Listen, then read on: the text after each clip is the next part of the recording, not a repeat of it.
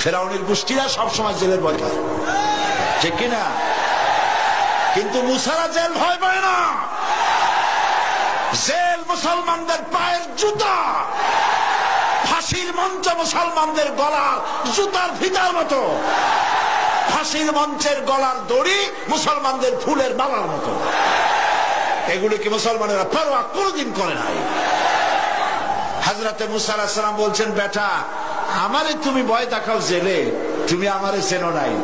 আমি মুসা কালিমুল্লাহ, আল্লাহর সাথে কথা কই, আমি আল্লাহর পয়গম্বর। তোর জেলের পরোয়া আমি করি না।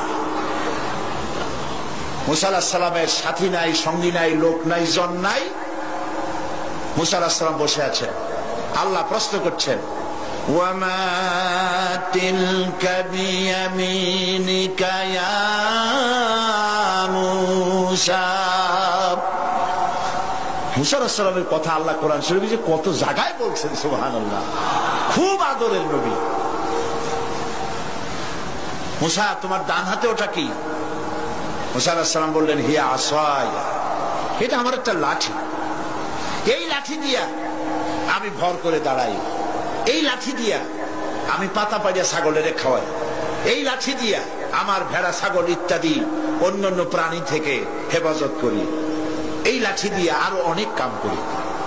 এখন প্রশ্ন হচ্ছে, আল্লাহ জিজ্ঞেস করলেন এটা কি? উনি বলবেন এটা লাঠি, এত কথা বললেন কেন? এই যে পাতা পাড়ি, এই করি সেই করি, এত কথা বলার দরকার কি? দরকার এই জন্যে মুসা আলাইহিস সালামের সাথে আল্লাহ প্রথম কথা বলতেছেন।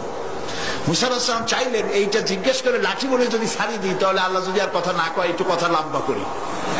আল্লাহর সাথে কথা বলার যে মজা, সুবহানাল্লাহ, তিনি লম্বা করলেন।